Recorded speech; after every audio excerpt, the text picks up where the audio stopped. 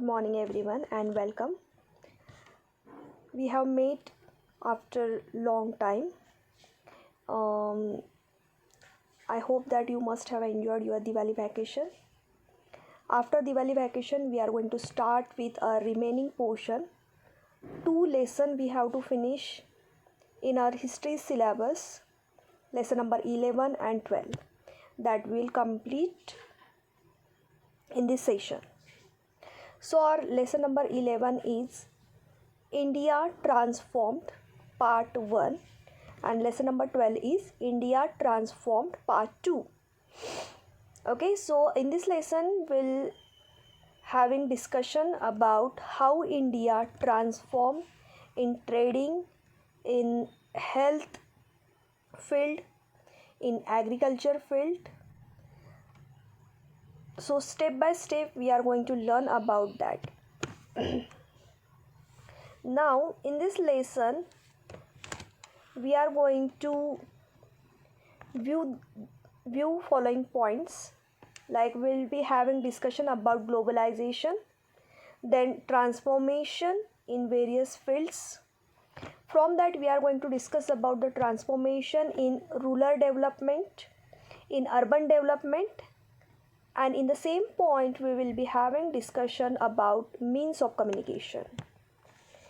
Then in this lesson we are going to discuss about economic issues, BRICS, science and technology of India, defense affairs, youth related policies. Then we will be having some rights discussion, that right to information, which is Act 2005, and reorganization of state. Okay, so let's begin. In today's lecture we are going to discuss 3 points. First is 11.1 globalization, 11.2 transformation in various fields, and 2.1 which is rural development plans. Okay, so we are on page number 88 and we'll start with the first point. What is globalization? So globalization, it means that speed up of the moments. So it could be the speed up of exchanges, that could be the human beings, goods, services, capitals, technology, cultural practices all over the planet. So when human beings they try to exchange these things, it can be called as globalization. They want to exchange these things, they want to just speed up their movement, they want to develop themselves, and for that sake they just want to do trading with each other, that is globalization. One of the effects of this globalization is that it promotes and increases interactions between different regions, different state. Okay, so this is the globalization. Okay, now what happened after Second World War, when Allied nations they won? So there was a globalization started, and globalization it started is blossoming in the period of 1890s. So we could see there was a difference between 1990 and 1991. By the end of the 19th century, the trade was very free.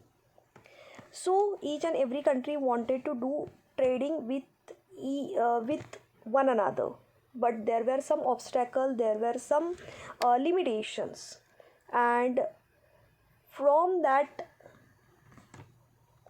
GATT, this was the agreement which was signed. So what is GATT? That first we'll talk about. Okay. So the General Agreement on Tariffs and Trade, it is called as GATT. So the full form of GATT is General Agreement Tariff on Trade. Tariff means what? Taxes. When we import things, when we export things, so that time we have to pay some tax on that. That is tariff. So it was the first a multilateral free trade agreement. It took effect in 1948. It was an agreement between 23 countries and it remained in its effect in 1995, until at which point its membership had grown up to 128 countries. So first initially there was only 23 countries which was a part of this agreement, and afterwards it got increased, and at the end point it had grown up and 128 total countries were the part of this agreement. It was replaced by the World Trade Organization that we'll discuss afterwards.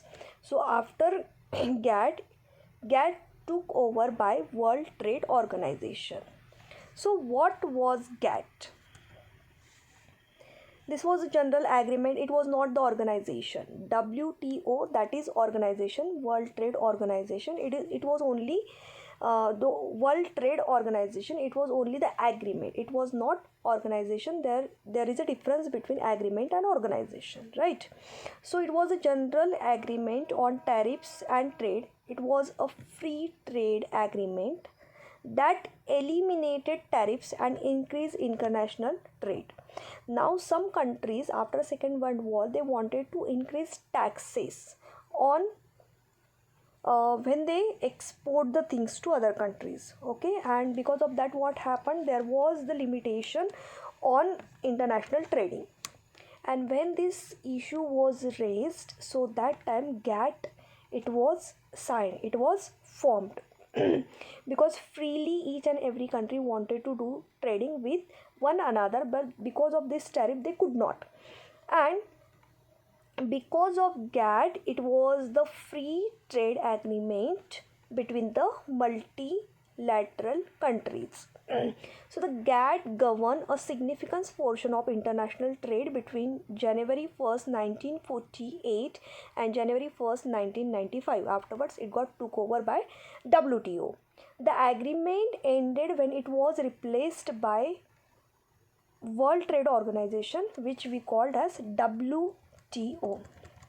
Now, how this GATT work or what are the aims of this GATT? So the GATT had three main provisions. The most important requirement was that each member must confer most favored nation status to every other member. All members must be treated equally when it comes to tariff. So when we have to pay tax or tariff, so that time there should not be discrimination according to this agreement. Means all countries should be treated equally. Now developing countries like India, they believe on that, but what about developed country? They don't believe, because already they are rich, they are developed, they want to get more and more profit, and that's why they are not ready to reduce their tariffs, okay. Whereas they force other countries, developing countries, to reduce their tariff. So we could not say that discrimination it is there in the WTO, and that is the main problem of our India. So always we raise this issue. So now what is happening, actually it is considered that all countries should be equally treated in the GATT. Means whatever the tariff is there, it should be equal for each and every country. It permitted tariffs, their removal would cause serious injury to domestic procedures. So, and it given the permission if anybody is having domestic serious injury for their domestic procedure, so that time it is permitted to that country that they could remove their tariffs. Okay, all the members must be treated equally. It excluded the special tariffs among the members of British Commonwealth and custom unions. Now these are the objectives of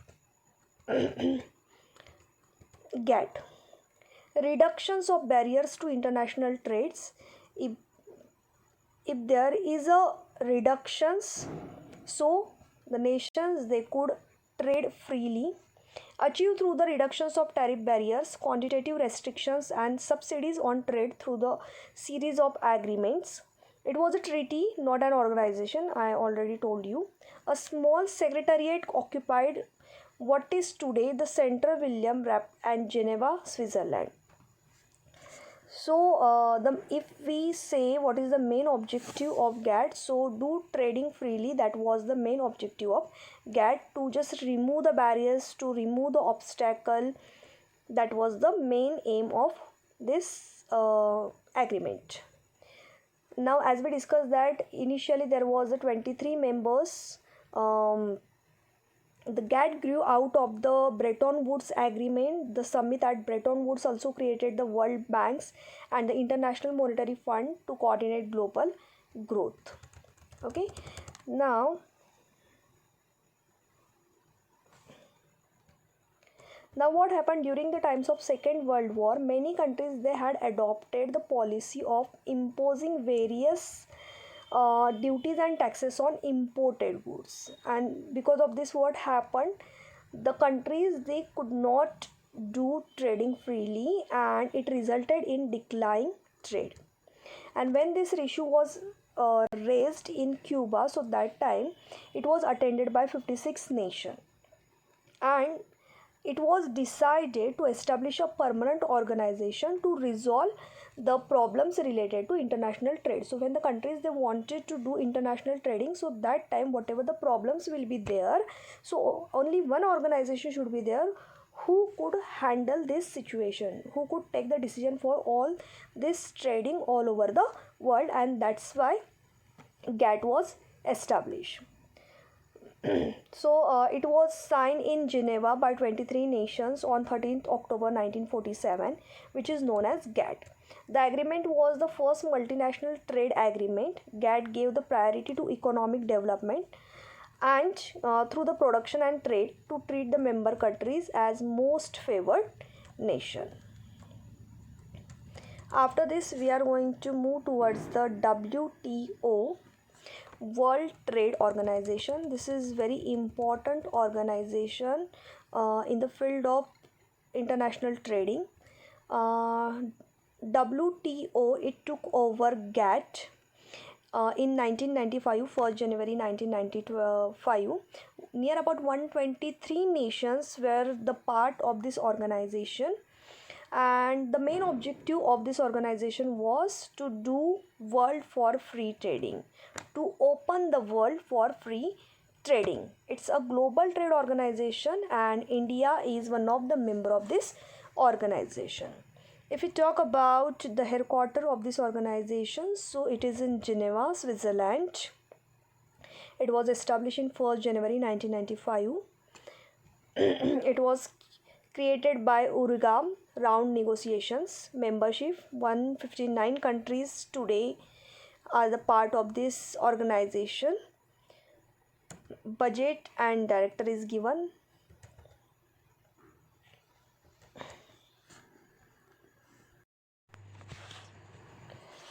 So the World Trade Organization, which is also known as WTO, it is only the global organization which dealing with the rules of trade between nations.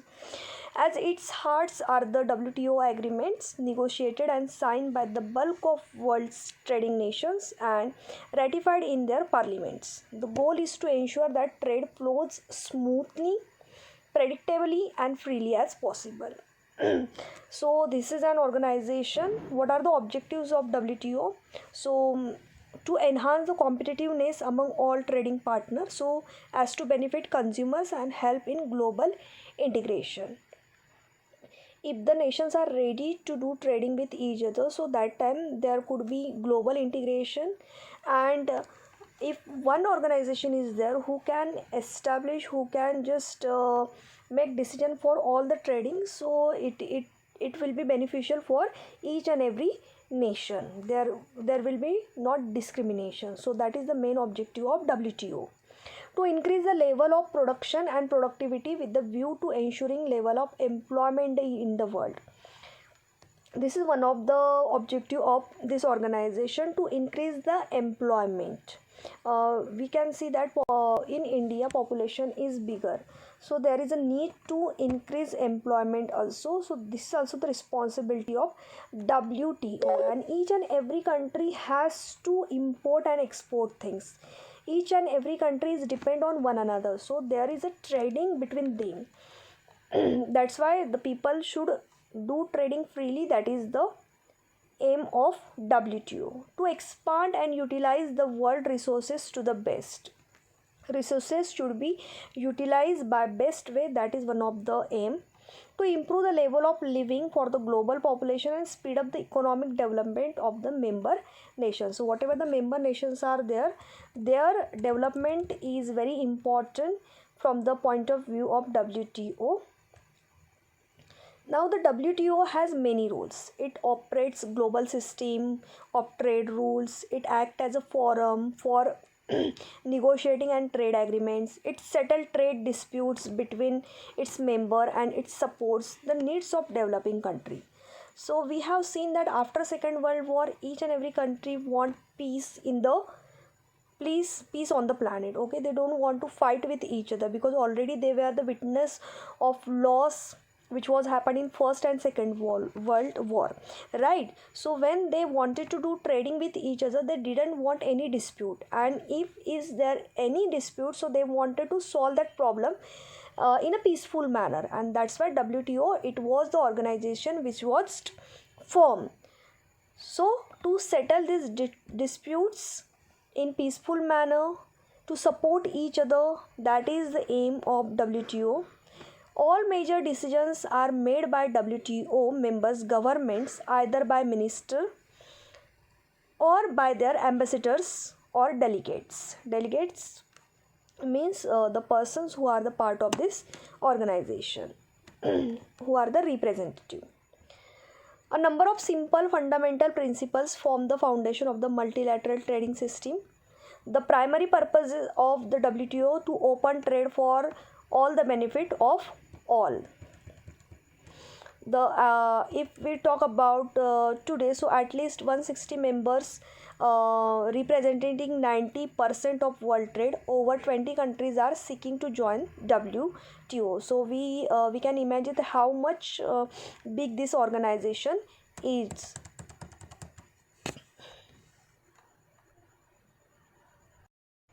All participating countries, means the countries who are the member for these organizations, they are agreed upon all the set rules of WTO. They and a premise common to all, and would promote the international trade. Initially, the provisions were made in the spheres of grants, export, imports, foreign investment, reserve sectors, agriculture, technology, services, and the sectors. After becoming the member of WTO, India also put a thrust on economic progress. So after joining WTO, we increased our economical development, and we can do trading freely with another nation. And if we talk about India, so Prime Minister of India Narasimha Rao and Finance Minister Manmohan Singh is very important in this organization. Prime Minister Atal Bihari Vajpayee, Manmohan Singh took ahead the policy of liberalization.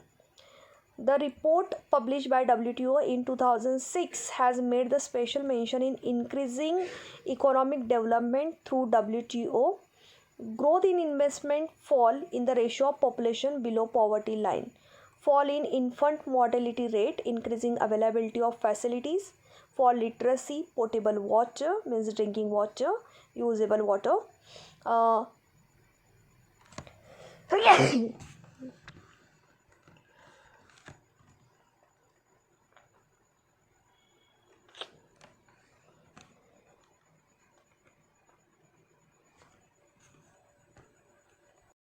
drainaging system in India are also mentioned in this report. By adopting ways like simplifying import rules, modifying laws regarding lights on intellectual property, modifying patents law, India entered the global economy. So means obviously we can say that WTO, it helps a lot in economic development for India as well as for rest other countries. Okay, now student, we are going to move towards our next point, which is 11.2, and that is transformation in the various field. Okay, now we talk about the trading sector and how we we are trying to develop in the trading sector by taking the help of WTO. Now we are going to talk about some transformation which happen in different field. So what is transformation? Transformation of a nation, it can be discussed through certain indicators. Okay, so if we want to ask that is there really transformation in any country, so that time some question we have to ask to ourselves. Right, now we got freedom, okay, we have employment, okay, we are developing, okay, but in real sense, real we are developing. So that time we have to ask some question to ourselves that what is the condition of our roads, is there any um, good condition is there of the roads, have the cities really improved, has the defense machineries improved of the upgradation in the modernization, then are the citizens in position to avail of their rights in a proper manner, the people really they are getting their rights. If the answer is yes, then only we could say that yes, we are on the path of the development. Okay, so first we are going to talk about the main transformation which happened in the rural area, because already the urban area they are developed one, so we have to focus more on the rural area because most of the population it is settled down in rural area, and there is a necessity to improve their condition, to improve their financial condition, to their health condition, their educational system. We have to focus on that. So what we have achieved till the date that we are going to discuss in this session. So we are going to talk about the rural development, means the development which happen in the rural part of India, village part of India. Now the several plans for the rural development have been implemented so that the rural sector should not get neglected and the balance between the rural and urban development should be maintained, because we know that if the people they are not going to get the facilities in rural area, so that time they are going to shift towards the urban area, and because of that what is going to be happen, the population it is going to be increase in the urban area, and there will be the then there will be the stress on the natural sources of urban areas, and this should not be happen. Because of that we should not be neglect the village area, we should always try to develop rural areas in India, that is very important. To create employment opportunities for an ever increasing population is the major challenge for the government, because the population is more in India. So to increase employment it is very essential, otherwise again the people they are going to shift from rural to urban area, because if we compare the urban and rural area, so in urban area obviously more employment facilities are available. Okay, so what government has done, that will talk. First we are going to talk about the Pradhan Mantri Rozgar Yojana. Okay, so Pradhan Mantri Rozgar Yojana, it is the yojana which is used to create job opportunities for educated people who live in village area. Okay, and it got started in India on 2nd October 1993. The Ministry of Commerce and Industry of the Government of India, they started this plan on 2nd October 1993. This plan was meant for creating the opportunities for a job and for the private enterprises for the educated people. Pradhan Mantri Rozgar Yojana and the Rozgar Hami Yojana were started on the birth anniversary of Mahatma Gandhi.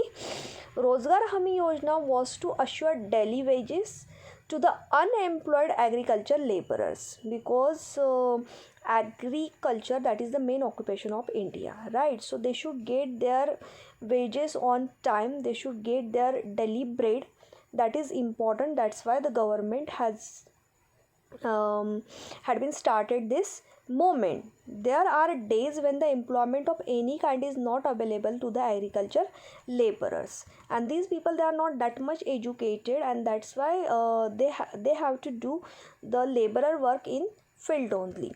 So that's why at least they should get their wages on the time so they could feed their family. That is important. The objective of this plan was to provide the vague earning opportunity who were in the search of it. Initially, this plan was launched in 257 districts in India. A goal was set to provide the work to the 2 young laborers in each family below poverty line. So the family which is below poverty line, to give them job, to create job opportunities for them, at least 2 people from that family, they should earn money. That was the main aim of this Yojana. Gramin Rozgar Yojana, it was merged in 2001. This plan, it was merged in Gramin. Gramin means village, rural Rozgar Yojana. In 1998, with the view to provide the support to farmers in difficult times, Kisan Credit Card Plan was started. Because we are very aware that the people who are engaged in agriculture field, they have to face a lot of problem. Natural calamities are also there, and because of that they have very much loss. Okay, so for that sake, the government has also planned Kisan Credit Card, which was started in 1998. It was also intended to help the farmers, especially to provide them funds for their equipments which they needed in their agriculture field, to provide them seeds for the cultivation. Afterwards, the insurance facility was also offered to the farmers who were Kisan Credit Card holders, because anytime the natural calamities can be there and it is not in our hand. We cannot stop it, we cannot manage it. So that's why this Yojana, it was given by government for their security. The insurance was also provided for the people who are the part of this Kisan Credit Card Yojana. Next,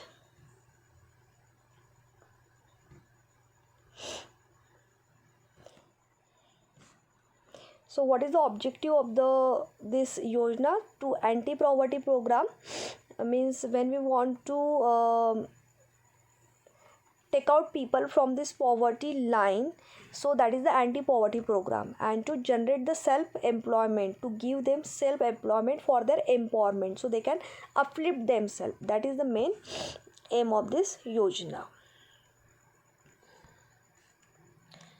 Okay, so next we talk about the next Yojana, that is Suvarna Jayanti Gramin System Yojana, which was launched in 1999.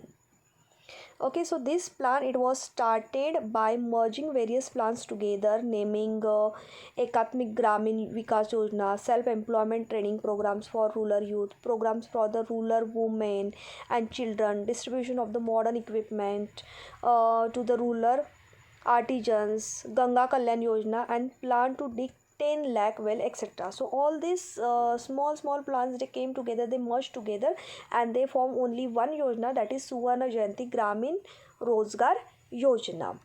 In 2005 and 2006, there were 12 lakh 7,000 beneficiaries of Suvarna Jayanti Gramin Swayam Rozgar Yojana.